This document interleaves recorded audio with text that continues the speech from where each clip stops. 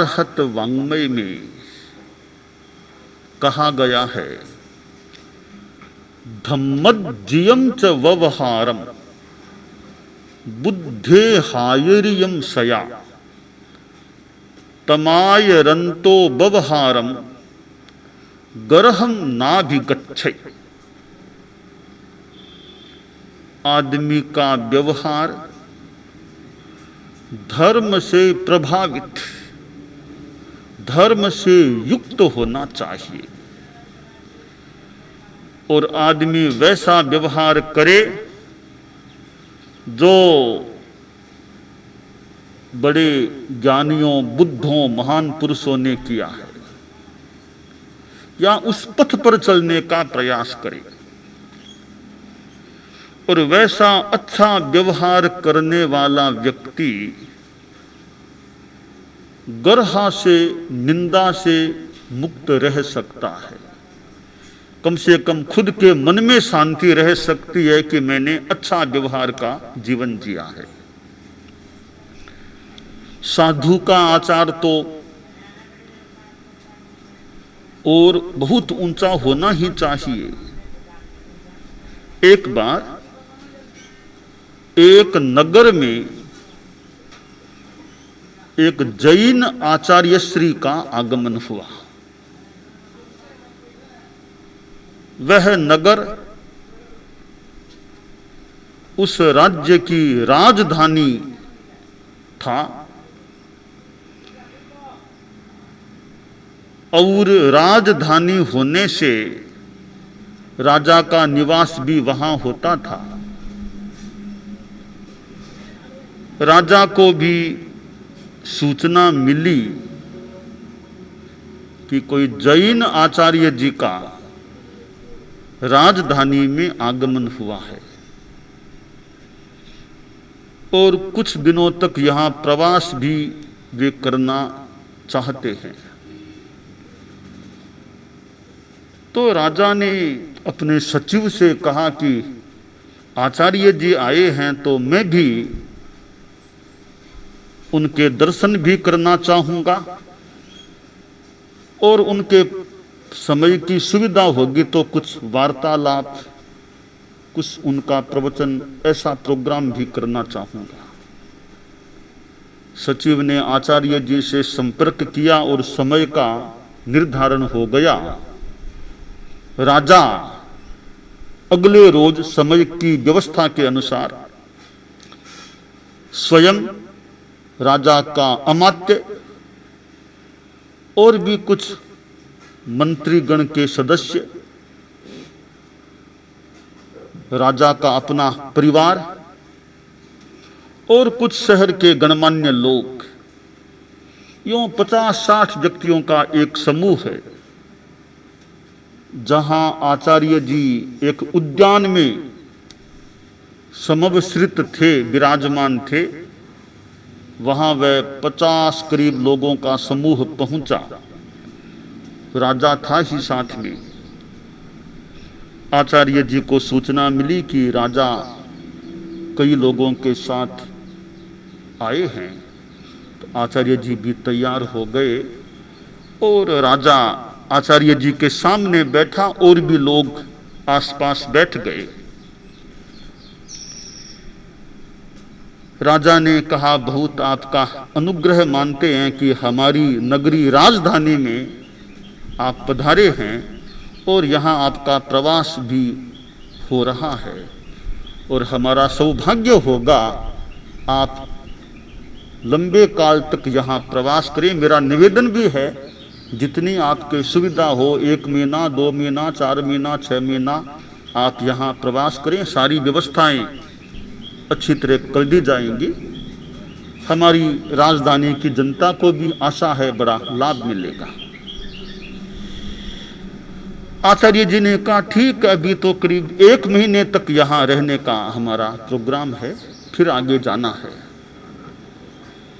तो राजा बोला, आचार्य जी आज मैं समय निकाल करके आपके पास आया हूँ, कुछ जिज्ञासा भी थी कि आपके बारे में कुछ जानकारी भी लूँ। तो आपसे मेरा निवेदन है कि आप मुझे बताइए आप लोगों का क्या यह विधि विधान आचार क्या है। कहम भे आयार गोयरो, आपका आचार क्या होता है सन्यास साधुओं का, कुछ मुझे जानकारी कम है आपके जैन धर्म के बारे में, आप कुछ मुझे जानकारी देने का अनुग्रह करें। आचार्य जी ने कहा कि हम लोग साधु हैं, हमारे साधुओं का समूह है, साधुओं में हमारा एक आचार्य का पद है, उस पद पर अभी मैं हूं। और हम साधुओं का जो आचार है उसके मुख्य 5 नियम होते हैं। पहला नियम है सर्व प्राणातिपात विरमण, यानी अहिंसा। दूसरा नियम है सर्व मृषावाद विरमण, यानी कभी झूठ नहीं बोलना। तीसरा नियम है सर्व अदत्तादान विरमण, यानी कभी चोरी नहीं करना। चौथा नियम है सर्व मैथुन विरमण, यानी ब्रह्मचर्य का पालन करना। और 5वां नियम है सर्व परिग्रह विरमण, परिग्रह से रहित रहना, परिग्रह से विरत रहना। और ये हमारे 5 नियम 5 महाव्रत कहलाते। महा यानी बड़ा, व्रत यानी नियम, बड़े बड़े नियम हैं। और ये नियम 3 करण 3 योग से पालनीय होते हैं। जैसे हिंसा, प्राणातिपात, न करना स्वयं, न दूसरे से कराना, न करने वाले का अनुमोदन करना, वो भी न मन से, न वचन से और न काया से। यों 3 कर्ण 3 योग, 9 कोटि से हिंसा का त्याग, 9 कोटि से झूठ का त्याग, 9 कोटि से चोरी का त्याग, 9 कोटि से मैथुन का त्याग, 9 कोटि से परिग्रह रखने का त्याग। यह मूल हम साधुओं का आचार होता है जो जीवन भर के लिए हमने स्वीकार किया। जावत जीवाय तिविहम तिविहेणम मणेणं वायाय कायणम न करे में नकारवे में करम तम की अन्नम ने समनुजाना। जीवन भर के लिए 3 कर्ण 3 योग से हमने सर्व सावध्य योग, सर्व पापों का, पापमय योग का, पापकारी प्रवृत्तियों का त्याग कर रखा है। और राजन देखिए, हम लोग सूर्यास्त से लेकर सूर्य उदय वापिस हो, यह रात्रि काल है।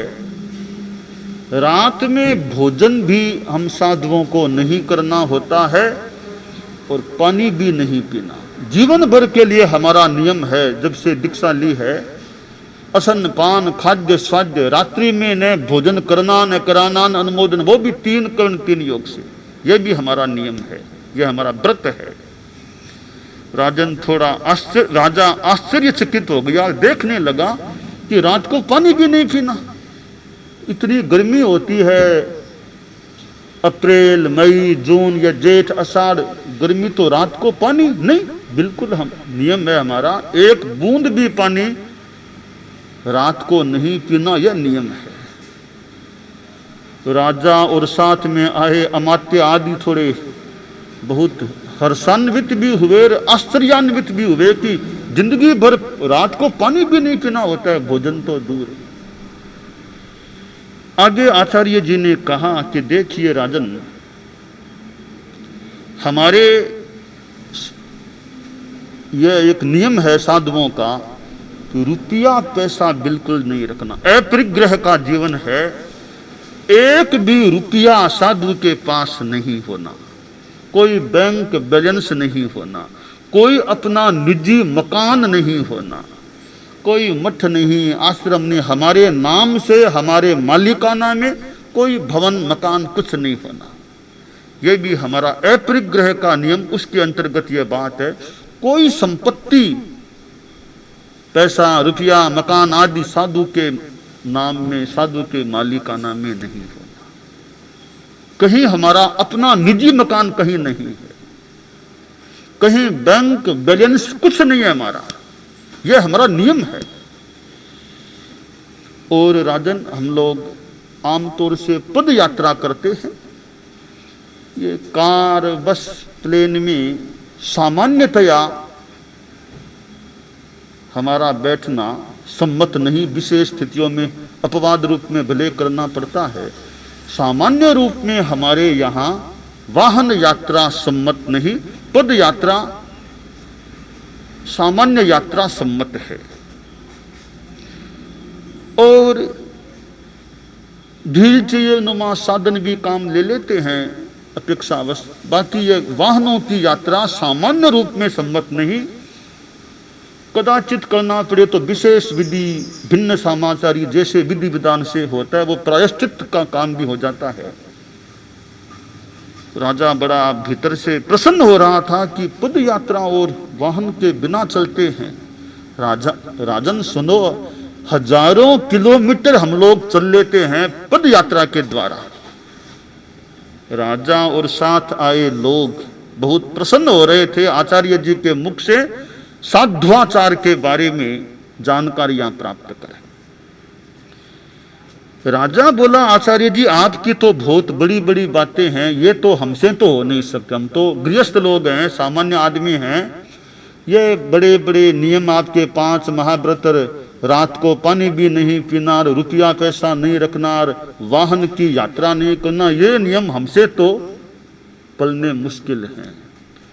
आचार्य जी हम तो सामान्य लोग हैं, तो आप हमारे लिए कुछ सामान्य बातें फरमाएं कि हम कैसा जीवन जिएं, हमारा जीवन कैसा होना चाहिए, उसके विषय में आप कुछ मेरे साथ और भी लोग आए हुए हैं, हमारे राजधानी के लोग हैं, हमारी जनता है, गणमान्य लोग हैं, हमारे मेरे परिवार के लोग भी हैं, राजकुमार आदि आदि भी हैं। हम सबको ही ऐसा संबोध आप प्रदान करें कि एक गृहस्थ को कैसा जीवन जीना चाहिए, उसके लिए कुछ बातें आप सूत्र रूप में हमें बताने का अनुग्रह करें। तो आचार्य जी ने कहा, ठीक है राजन, थोड़ी सी बातें हैं आम आप गृहस्थों के लिए। पात्रे दानम गुरु सुविनयः सर्वसत्वानुकंपा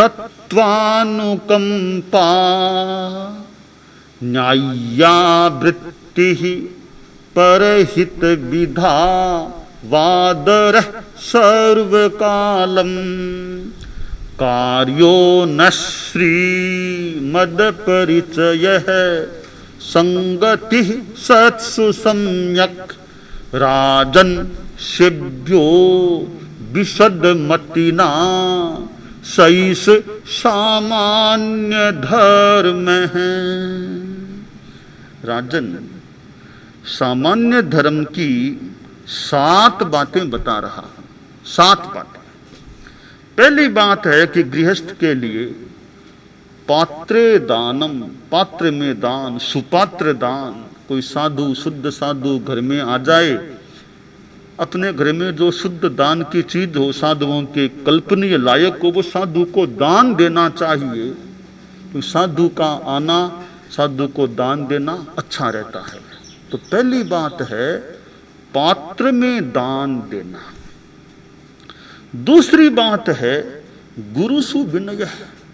जो गुरुजन हैं, वो त्यागी संत लोग हैं, उनके प्रति विनय भाव रखना चाहिए। और भी बड़ों के प्रति किसी का भी अवमानन, अवहेलना, अवज्ञा वो नहीं करना चाहिए। बड़ों का आशातन नहीं करना चाहिए। भले गृहस्थ भी बड़े हैं, उनकी भी अवज्ञा नहीं करनी चाहिए। तीसरी बात है राजन सर्वसत्वानुकंपा। गृहस्थों को भी सब प्राणियों के प्रति मन में अनुकंपा, दया की भावना रखनी चाहिए। निर्दयता नहीं, दया की भावना। छोटे छोटे प्राणियों के प्रति भी मन में दया रखनी चाहिए। चौथी बात है राजन न्याय्या वृत्ति ही। न्यायपूर्ण वृत्ति, बर्तन व्यवहार न्यायपूर्ण हो, अन्याय अनैतिकता नहीं होनी चाहिए। आप राजा हैं तो न्याय होना चाहिए, अन्याय किसी के साथ नहीं होना चाहिए, और भी किसी को अन्याय किसी के साथ नहीं करना चाहिए।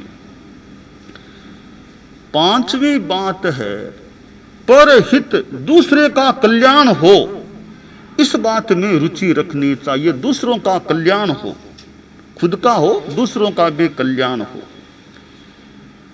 और छठी बात है राजन, श्री संपत्ति लक्ष्मी का अहंकार नहीं करना चाहिए।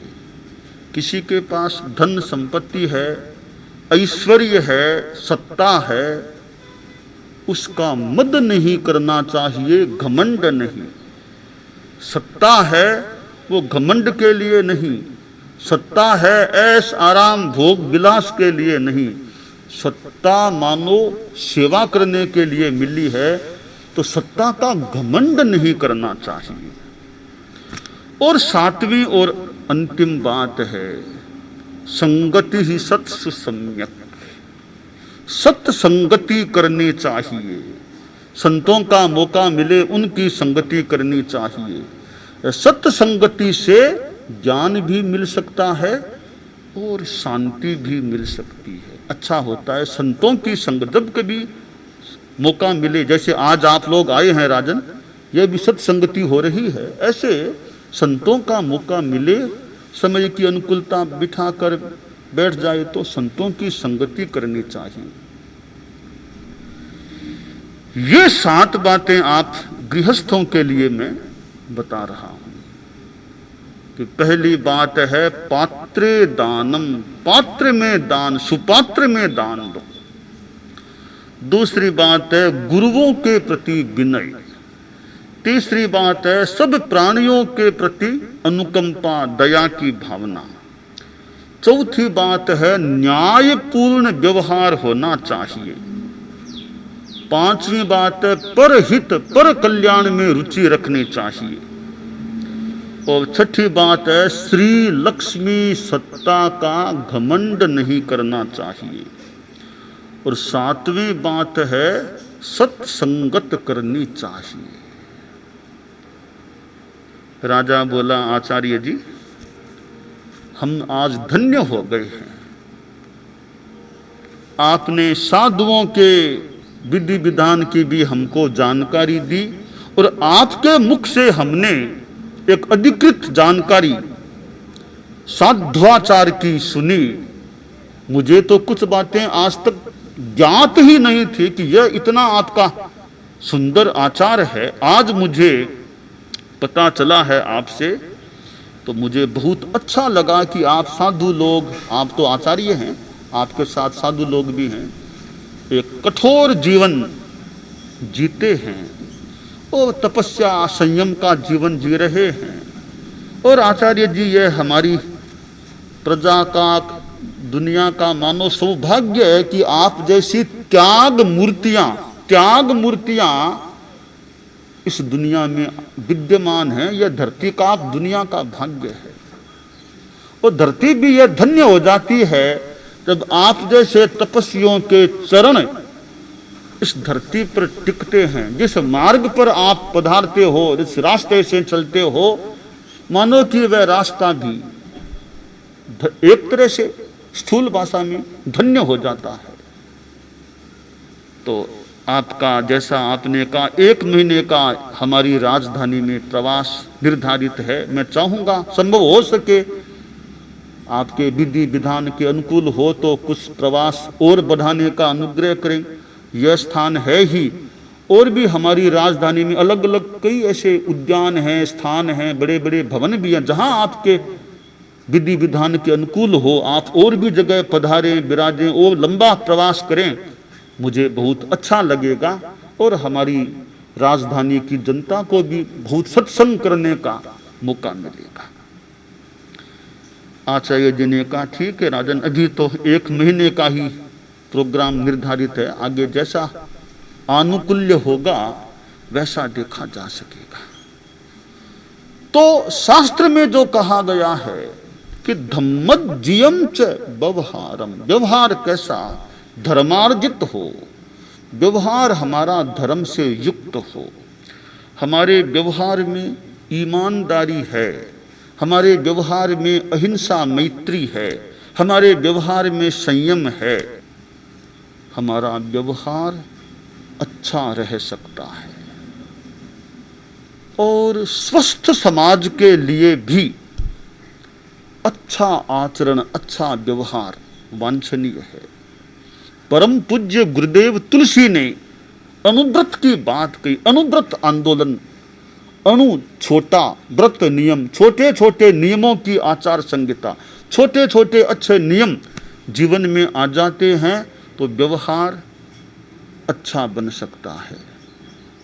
और परम पूज्य आचार्य महाप्रज्ञ जो प्रेक्षा ध्यान कराते थे कि भी कसाय हमारा शांत रहे, गुस्सा ज्यादा न आए, अहंकार नहीं, वृत्तियां शांतिमय हो। वृत्तियां शांत है फिर आदमी का व्यवहार भी अच्छा बन सकता है।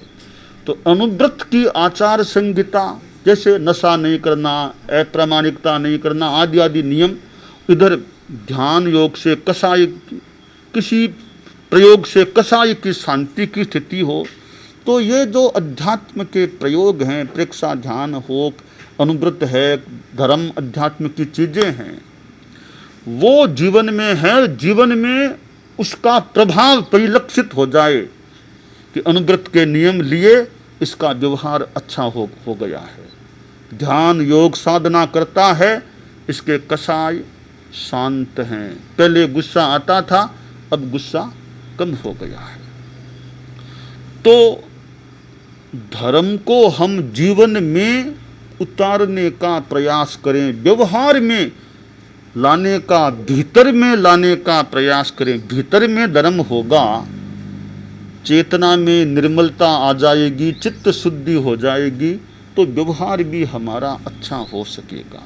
तो ये अनुव्रत, प्रेक्षा ध्यान जैसी चीजें हैं, यानी छोटे छोटे नियम, त्याग, संकल्प और ये चंचलता को कम करना, कसाय को शांत करना, ये जो प्रयोग हैं, ये संकल्प, ये अभ्यास हैं, इनसे हमारा व्यवहार, जैसा कि शास्त्र में कहा, धम्मज्जियम च व्यवहारम, धर्म से युक्त हमारा व्यवहार हो सकता है। और एक उपासना का धर्म है, उसका भी महत्व है, जैसे जप करना और कोई भक्ति आदि का प्रयोग करना, यह भी बहुत अच्छा है, बहुत अच्छा है। एक उपासनात्मक धर्म है। कई लोग मंदिर में जाते हैं, कोई धर्मस्थानों में जाते हैं, साधुओं के पास जाकर बैठते हैं, उपासना हो गई, गुरु की उपासना कर लेते हैं, बढ़िया, बहुत अच्छा है। दूसरा धर्म है आचरणात्मक धर्म, कि बाजार में भी नैतिकता, दुकान में भी नैतिकता। ऐसा नहीं कि धर्मस्थान में धर्म किया, बहुत बढ़िया काम किया, परंतु बाजार में भी नैतिकता वाला धर्म रहे, कि बाजार में भी ईमानदारी रहे। तो वो भी एक संकल्प रहे कि दुकान में बेईमानी नहीं होगी। गुरुदेव तुलसी का गीत, अरे धार्मिको किस प्रवाह में अब भी बहते जाते हो, सत्य धर्म की सही शान को खोते या रख पाते हो। अरे धार्मिको किस प्रवाह में अब भी बहते जा।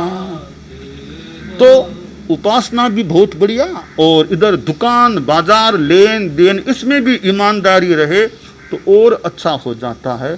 तो धम्मज्जियम च व्यवहारम, धर्म से प्रभावित, धर्म से युक्त हमारा व्यवहार हो, यह काम्य है।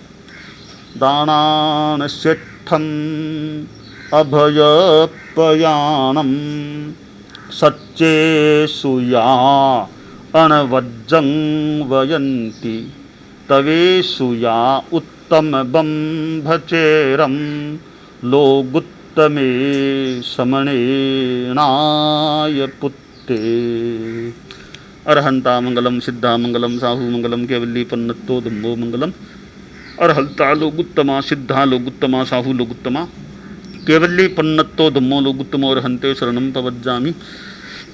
सिद्धे शरणं प्रवज्जामि साहू शरणं प्रवज्जामि केवल्ली पन्नतं धम्मं शरणं प्रवज्जामि।